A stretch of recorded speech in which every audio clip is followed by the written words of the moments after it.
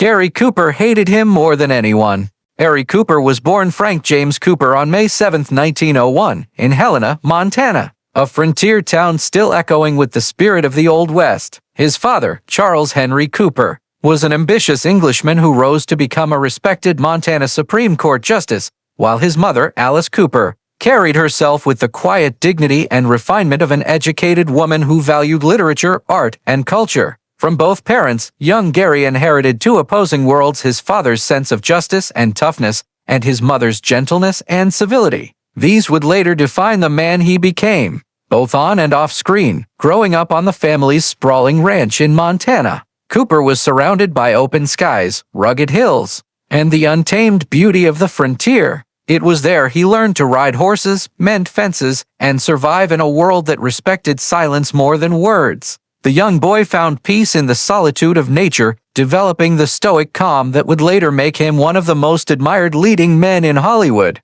He hated noise, fuss, and phoniness, one friend would later recall. Even as a child, he was more comfortable around horses than people. That quiet nature, though admired by others, sometimes made Gary feel like an outsider. While his older brother Arthur thrived in social situations, Gary preferred sketching the horizon or watching the way sunlight touched the fields at dusk. He wasn't yet the confident man audiences would cheer for. He was shy, observant, and almost painfully reserved. Yet deep inside, that stillness carried strength. Every hardship on the ranch toughened him, and every lonely hour taught him patience. It was this unspoken endurance that shaped the emotional honesty seen in every role he would later play. In 1910, when Gary was 9, his parents decided to send him and Arthur to England for schooling. There, Gary attended Dunstable Grammar School, a stark contrast to the open spaces of Montana. The gray skies and rigid discipline of English education left him homesick and detached.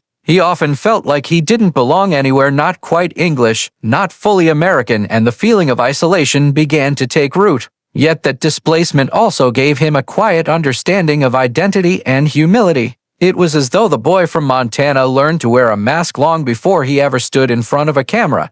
After the outbreak of World War I, the Coopers returned to the United States. Gary was now a tall, lanky teenager with thoughtful eyes and a deep sense of independence. He enrolled at Grinnell College in Iowa, where he studied art and illustration. For a time, it seemed like he might become a commercial artist. His sketches of horses and Western life were particularly striking, but fate intervened. A car accident left him with a serious hip injury, forcing him to drop out of college and rethink his path. That injury would ironically push him toward destiny. Seeking recovery and opportunity, Gary moved to Los Angeles in the mid-1920s, a time when silent films were rapidly transforming the American imagination. Hollywood was booming, filled with dreamers, stars, and schemers chasing the promise of immortality through film. At first, Gary had no ambition to act. He worked small jobs, drew sketches, and tried to find stability. But when a friend introduced him to work as a film extra, Cooper found himself unexpectedly drawn into the world of motion pictures. Tall, handsome, and naturally athletic, he was quickly noticed. He performed stunt work in westerns, riding horses, leaping fences, and doing the kind of work that came naturally to a man raised in Montana. There were no fancy words, just motion, instinct, and courage. Those early days of being tossed from horses and covered in dust would give him not only the toughness of a real cowboy, but also the humility that separated him from Hollywood's pretentious elite. By 1926, Gary's rugged authenticity caught the attention of casting directors. His small but commanding appearance in The Winning of Barbara Worth made critics take notice. For the first time, he realized that his quiet strength could speak louder than dialogue. The camera loved him not for what he said but for what he didn't. His stillness carried emotion, his silence carried meaning. Hollywood had found something rare, an actor who could make audiences feel the storm inside a calm face. But even in his earliest success, there was something that haunted him, a sense that fame could become another kind of loneliness. As the applause grew louder, Gary Cooper, the boy from Montana, began to sense that he might one day hate the very world that now adored him. Hollywood in the late 1920s was a place built on light, illusion, and reinvention. For Gary Cooper, a man who spoke more with his eyes than his words, it was both a dream and a test. He entered the industry quietly, without the swagger of other hopefuls. There were no connections, no mentors, just a tall ranch boy trying to make a living. But what he carried within him was something the camera couldn't resist: honesty. His first major appearance in The Winning of Barbara Worth 19-6 marked a turning point. Though his role was brief, the effect was lasting. The camera seemed drawn to his face, to the calmness that hid storms underneath. Studio executives took notice. By 1927, Gary Cooper was no longer a nameless extra. He was an emerging presence, the kind that audiences instinctively trusted. Paramount Pictures signed him to a contract, giving him the platform to evolve from stuntman to star. When sound films replaced silent pictures, many actors saw their careers vanish overnight. But Cooper made the transition look effortless. His natural voice, low, measured, and sincere, fit perfectly with the kind of characters he played. In 1929, his performance in The Virginian cemented his image, a man of few words, steady morals, and quiet strength. The line, "If you want to call me that," smile became iconic, capturing everything Cooper represented. He wasn't acting, he was being. Through the 1930s, Cooper's career soared. He became the embodiment of the American everyman: decent, brave, unpretentious. Films like Morocco 1930, A Farewell to Arms 1932, and Mr. Deeds Goes to Town 1936 transformed him into one of Hollywood's most bankable and respected stars. Directors loved his ability to communicate without flourish. Audiences saw him as a man they could believe in, someone who carried integrity even into fiction. In a world dazzled by glamour, Cooper was simplicity made heroic, but fame, like a double-edged sword, came with its own toll. Cooper, ever modest, disliked the publicity machine that Hollywood demanded. Studio executives urged him to play the celebrity, attend endless parties, and mingle with the press. Yet he often avoided the spotlight, preferring solitude. His reluctance to play the game made him stand apart, admired by some, misunderstood by others. "He's too quiet to be a star," one producer remarked, unaware that Cooper's silence was the very reason audiences loved him. Behind his calm demeanor, though, there was a man in conflict. The values of Montana, honesty, humility, restraint, clashed with the glitter and gossip of the movie capital. Cooper struggled to reconcile who he was with who Hollywood wanted him to be. He once said, "The nearer a man comes to perfecting a mask, the farther he moves from being himself." Those words reflected not only his roles but his personal truth. The mask of Gary Cooper, the American hero, sometimes hit a man tired of pretending. By the early 1940s, Cooper's career reached its peak. His portrayal of Alvin York in Sergeant York 1941 brought him his first Academy Award for Best Actor, solidifying his legacy as a symbol of courage and morality. The real-life heroism of York mirrored the integrity Cooper valued, and audiences felt it deeply. During wartime, his films gave America hope, a reminder that decency could still triumph in a dark world. Yet, even at the height of success, Cooper felt a growing emptiness. He often retreated to his ranch, riding horses and sketching landscapes, longing for the simplicity of his youth. Stardom had brought him wealth and respect, but it also built invisible walls between him and the life he once knew. As the applause roared louder, he began to feel the ache of detachment, the same loneliness that had followed him since boyhood. For the public, Gary Cooper was the embodiment of moral courage. But for the man himself, there was an unspoken enemy: the fame that demanded perfection. And though he would never admit it aloud, the person Gary Cooper came to hate more than anyone might have been the version of himself the world insisted he become. For all his fame and success, Gary Cooper remained, at heart, a man searching for peace, something he often couldn't find in the world of Hollywood. When it came to love, Cooper's life was as complicated as his most dramatic roles. His calm smile and gentle manners hid a man torn between passion and principle, loyalty and longing. In 1933, Gary Cooper married Veronica Balfe. Known to her friends as Rocky, she was a New York socialite, an elegant woman from a respected family, and cousin to the legendary director Cedric Gibbons. Unlike many in Cooper's world, Rocky was not drawn to him for his fame. She loved the quiet, modest man beneath the star. Their wedding was a private affair, far removed from the gossip and glitter of Hollywood. For a time, it seemed that Cooper had finally found the stability his restless soul craved. As Hollywood entered the late 1940s, Gary Cooper had already conquered nearly everything an actor could. 2 Academy Awards, dozens of box office triumphs, and the admiration of millions had made him an emblem of quiet strength and moral integrity. Yet behind the calm exterior that defined his screen persona, Cooper wrestled with inner turmoil fueled by exhaustion, self-doubt, and a silent rivalry that tested his patience and pride more than any other.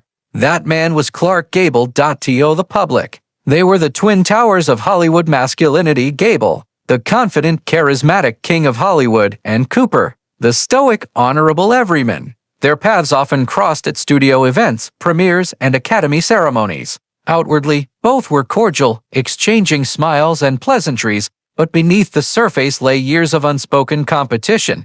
Gable was loud where Cooper was quiet, daring where Cooper was cautious. Gable relished the glamour, the spotlight, the attention of Hollywood's elite. Cooper, by contrast, retreated from the glittering parties, preferring the silence of his ranch or a hunting trip in the mountains. Yet the industry never stopped comparing them. Newspapers printed columns like Gable vs. Cooper, who is America's real man, and audiences debated which one truly represented the spirit of the nation. In private, the rivalry gnawed at Cooper. While he admired Gable's confidence, he also envied it. Gable seemed to navigate fame with ease, flashing his disarming grin and walking into a room as if he owned it. Cooper, shy and introspective, struggled with the attention that came with fame. "I was never made for crowds," he once admitted to a friend. "But in this town, you have to live in them or drown in them." Their rivalry deepened after both were considered for similar roles. In 1939, Gable achieved cinematic immortality with Gone with the Wind, while Cooper turned down the chance to play Rhett Butler, reportedly calling it too showy. For years after, that decision haunted him. Gable's performance became legendary, and though Cooper went on to win an Oscar later, the sting of being second in the public's eyes never fully faded. "He took the part I should have had," Cooper once confided, "and made it his forever." Yet, it wasn't jealousy in the usual sense. Cooper didn't despise Gable's success. He hated how Gable represented everything he couldn't be.